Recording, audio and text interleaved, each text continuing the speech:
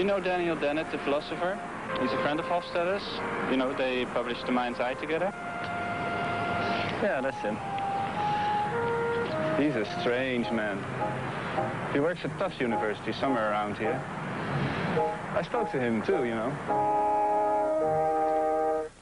Several years ago, and as you know, I looked quite different then, I was approached by Pentagon officials who asked me to volunteer for a top-secret and highly dangerous mission. In collaboration with NASA and Howard Hughes, the Department of Defense was spending billions trying to develop a supersonic tunneling underground device, or STUD for short. We were trying to develop a sort of rocket to tunnel through the Earth's core at high speed and to deliver a specially designed atomic warhead right up the Reds' missile silos.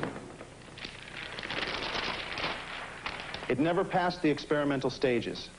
In an early trial, the warhead got stuck about a mile deep under Tulsa, Oklahoma. That's why we approached Professor Dennett to retrieve the warhead.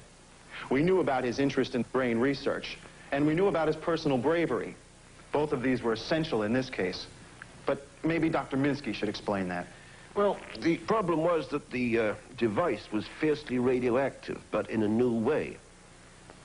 Monitoring systems had shown us that the nature of the device and the interaction with pockets of material deep in the Earth produced a radioactivity that caused severe abnormalities in the brain tissue. It was quite harmless to other organs and tissues of the body. So, we decided to ask the person who was to retrieve the warhead to leave his brain behind. We constructed a new sort of life support system. That way the brain could go on exercising its normal functions by elaborate radio links. In other words, we asked Dennett permission to remove his brain to store in a vat at the Manned Spacecraft Center in Houston, Texas. Now, each input pathway and output pathway, as it was severed, was restored by a pair of micro-miniaturized radio transceivers, one of which was attached precisely to the brain in Houston, and the other to the nerve stumps in the empty cranium. So no information would be lost, and all connectivity would be preserved. Yeah, Dennett was a bit reluctant at first, but yeah, well, we managed to convince him. They showed me around the life support lab in Houston. They'd made a sparkling new vat for my brain, and I was introduced to the distinguished support team of neurologists, hematologists, bioengineers, electrical engineers, biophysicists. They put me through an enormous array of tests, blood tests, brain scans, experiments, interviews, and the like. They took down my biography at great length, recorded tedious lists of my beliefs, hopes, fears, tastes. They even made lists of my favorite stereo recordings and put me through a crash course in psychoanalysis. Of the operation itself, I don't remember anything because I was anesthetized. But when I opened my eyes and looked around, I asked the traditional, inevitable, lamentably hackneyed post-operative question: where am I? Where am I? You're in Houston.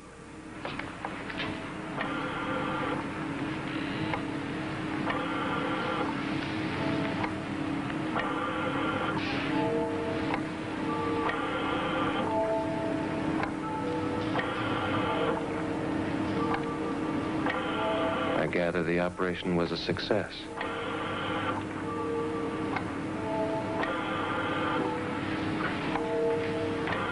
I want to go see my brain.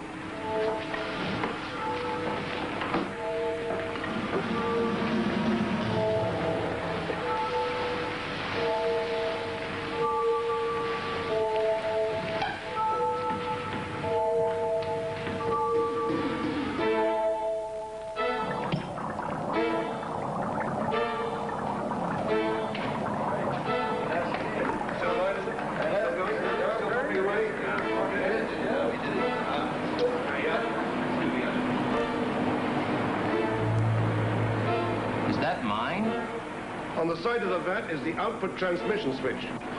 See for yourself.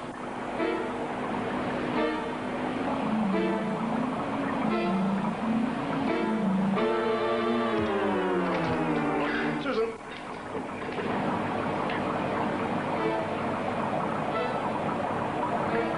Well, here I am, sitting in a chair, staring through a piece of plate glass at my own brain. But wait, shouldn't I have thought, here I am suspended in a bubbling fluid being stared at by my own eyes? Here am I, Daniel Dennett, suspended in a bubbling fluid being stared at by my own eyes. Here am I, Daniel Dennett, suspended in a bubbling fluid being stared at by my own eyes. Here am I, Daniel Dennett, suspended in a bubbling fluid being stared at by my own eyes. It was very confusing for him. You know, he's a philosopher of strong physicalist conviction. So he really believed that thoughts occur somewhere in your brain. He just couldn't think himself in the vat. So, to orient himself, he used the philosopher's ploy. He began naming things.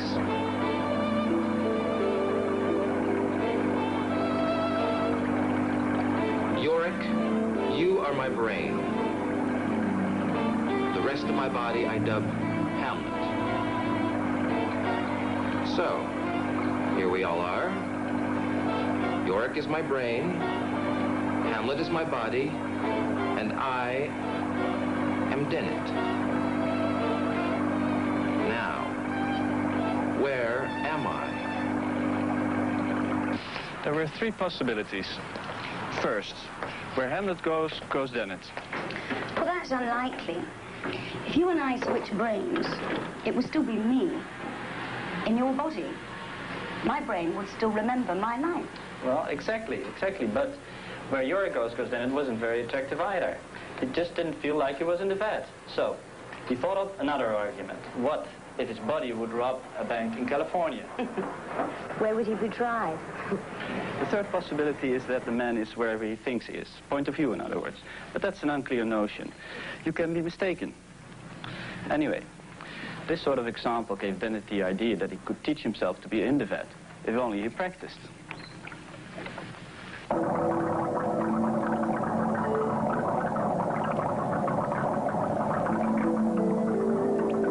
Hey, let's test your new nervous system before we send you out on this dangerous mission.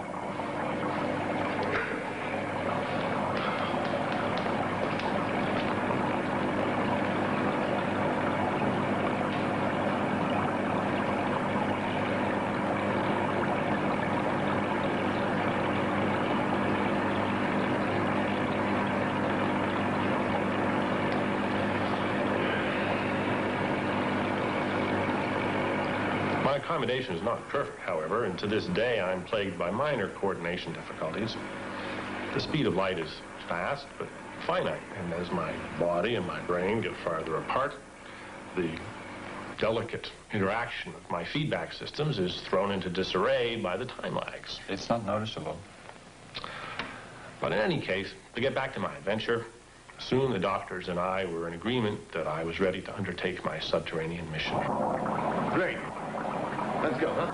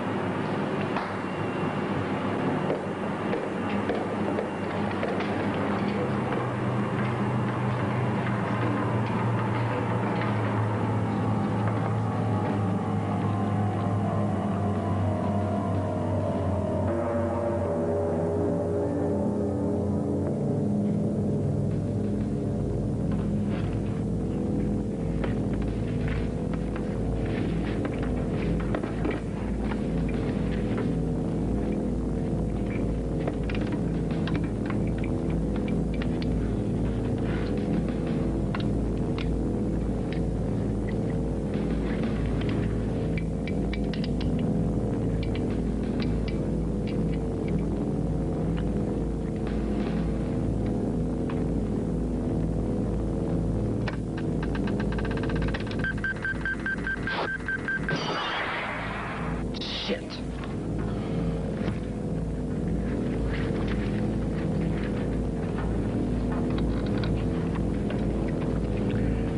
Hello, Houston. Come in, Houston. This is Houston. Where are you now? I've reached the missile. I'm sure glad I left my brain behind. There's so much radiation the Geiger counter exploded. So what do I do now? Okay, find the cover to the guidance system. It's marked TS545-7. I already found it.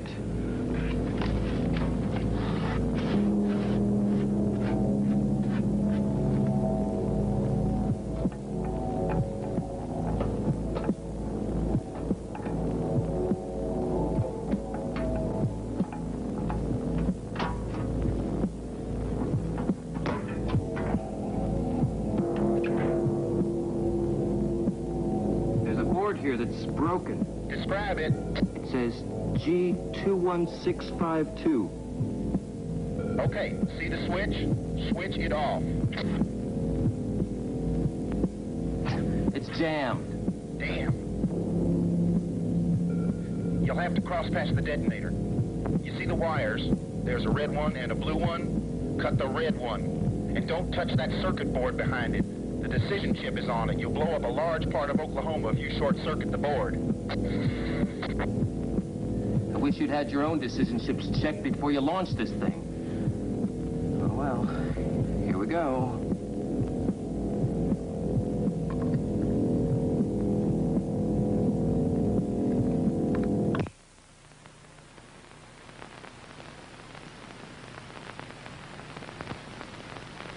Apparently, the auditory transceivers had gone on the fritz. I could no longer hear Houston or my own voice, but I could speak. So I began telling them what had happened. In mid-sentence, I knew something else had gone wrong. My vocal apparatus had become paralyzed. And then my right hand went limp. Another transceiver gone. I cursed my luck, because there I was, deaf, dumb, and blind in a radioactive hole more than a mile deep under Tulsa. And then I was faced with an even more shocking problem. For as the last radio link died out, suddenly I was disembodied in Houston. I didn't recognize my new status immediately, of course. It took me several anxious minutes before it dawned on me that my poor body lay several hundred miles away, with heart pulsing and lungs respirating, but otherwise as dead as the body of any heart transplant donor. Its skull packed with useless, broken electronic gear. The shift in perspective that I had earlier found well-nigh impossible was now quite natural. In fact, though I could think myself back into that body in Tulsa, it took some effort to sustain the illusion, and surely it was an illusion, for I'd lost all contact with that body. It occurred to me then, in one of those rushes of revelation we should always be suspicious of, that I'd stumbled upon an impressive demonstration of the immateriality of the soul, based on sound physical principles. Look, as the last radio links between Tulsa and Houston died away, I'd changed location at the speed of light without any increase in mass. And you couldn't tell anybody about your discovery. Exactly.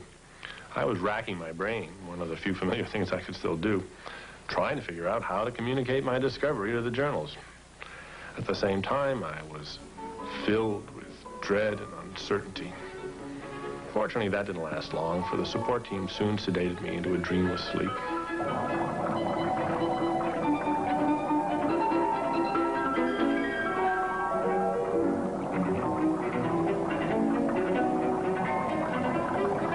I woke up hearing my favorite Brahms piano trio. So that's why they wanted a list of all my favorite recordings. The output from the stereo stylus was being fed through some fancy rectification circuit directly into my auditory nerve. I was mainlining Brahms.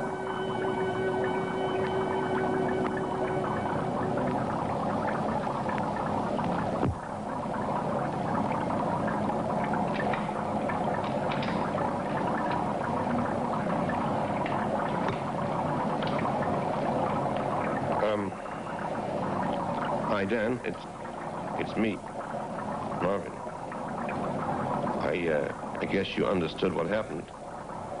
The transceivers in your skull got broken by the radiation. We're trying to find a new body for you. Sorry about this.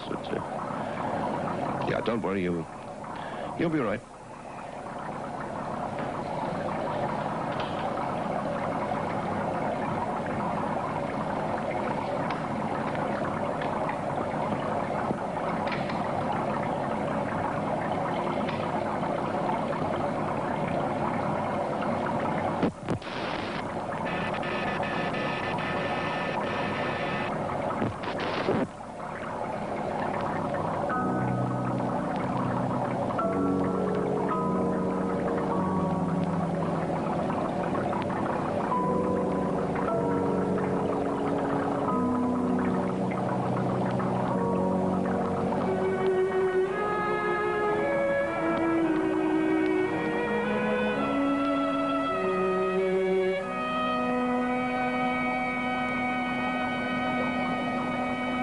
I slept for almost a year.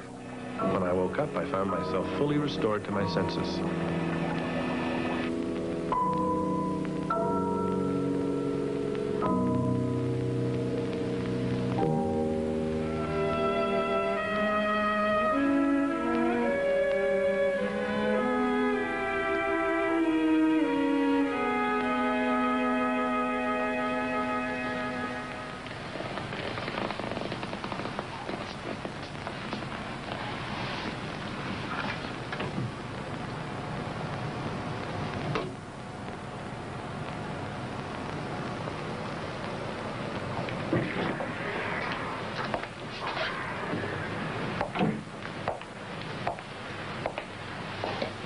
Well, Dan, how do you like it? So, this is my new body.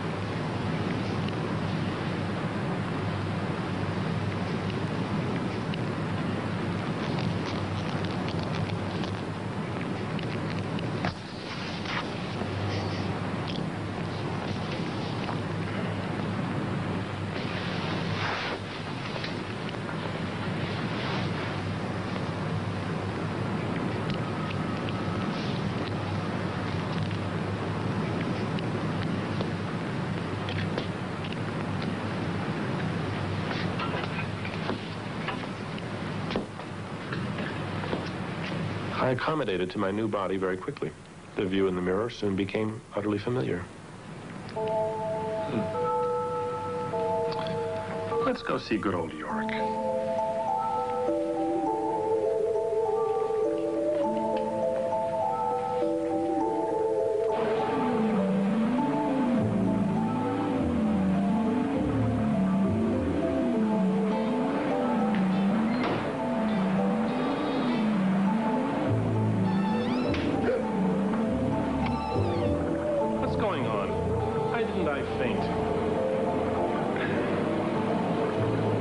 Sit down, will you? Look, yeah, maybe I should have told you this before. Anyway, before we even operated on you for the first time, we made a complete computer duplicate of your brain. We reproduced the complete information processing structure and the computational speed of your brain on a giant computer program. We ran this program side by side with Yorick. All the incoming signals from Hamlet were sent simultaneously to Yorick's transceivers and also to the computer's array of inputs. The outputs from Yorick were not only beamed back to your body, they were also recorded and checked against the simultaneous output of the computer program. Or we call that Hubert, by the way. Hubert? For days, even for weeks, the outputs were identical and synchronous. Now, this does not prove that we made a complete copy of the brain's functional structure, but, well, the empirical support was pretty encouraging. During the days you were disembodied, we kept Hubert's activity parallel with Yorick's. And now, for the first time, we have thrown the master switch and put Hubert in complete online control of your body. Your new body, that is. Fortinbras. Come again?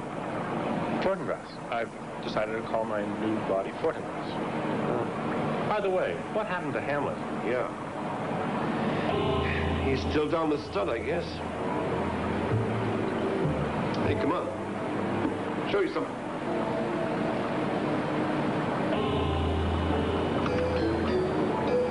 B is for brain, H is for Hubert. You can switch whenever you want. So I can switch in the middle of a sentence, right? Right.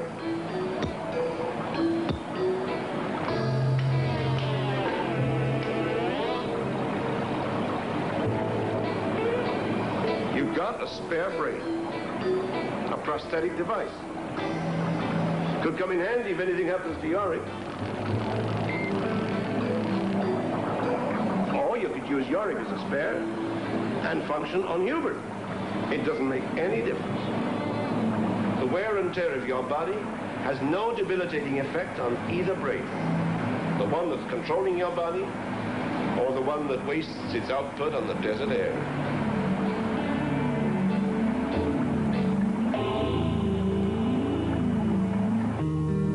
We decided that all of the electronic connections in the lab had to be carefully locked. And as for those that controlled the life support system for Yorick and the power supply for Hubert, those we protected with elaborate fail-safe devices. And the master control switch, I decided to take charge of myself.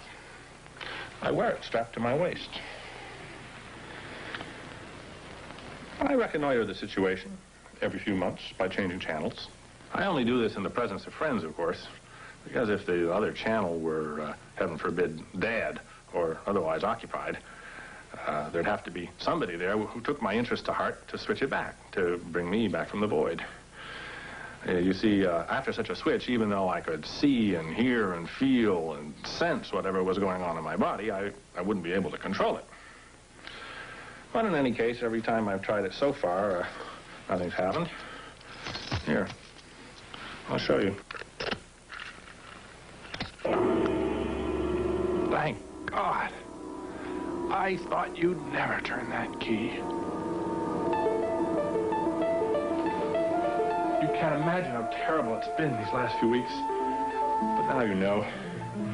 It's your turn in purgatory. How I've longed for this moment. Oh, I'm sorry. I had to explain it to my brother, I guess you could say. He just gave you all the facts, so I guess you'll understand. About 2 weeks ago, the two brains drifted just a little bit out of sync. Now, I don't know whether my brain is Hubert or Yorick any more than you do. Well, the two brains drifted apart, and once the process started, it snowballed. The difference is magnified, and in no time at all, the illusion that I was in control of my body completely dissipated.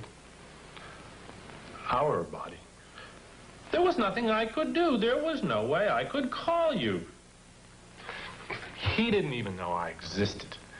It's been like being carried around in a cage. No, like being possessed. Well, now it's his turn. But at least he'll have the comfort of knowing that I know he's in there. Don't worry. I'll try to make it easy on you. Just as soon as this interview is over, we'll fly to Houston and see what we can do to get you another body. In any case, I'll take care of you. I promise. These people are my witnesses. Ladies and gentlemen, this interview we have just heard is not exactly the interview that I would have given. But I can assure you that everything he said was perfectly true. But now, if you'll excuse me, I think that we'd better stop.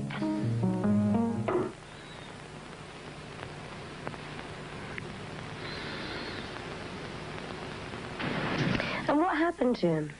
He published another book. Well, one of them did. It's about free will. And does it exist? If it didn't, would I be here?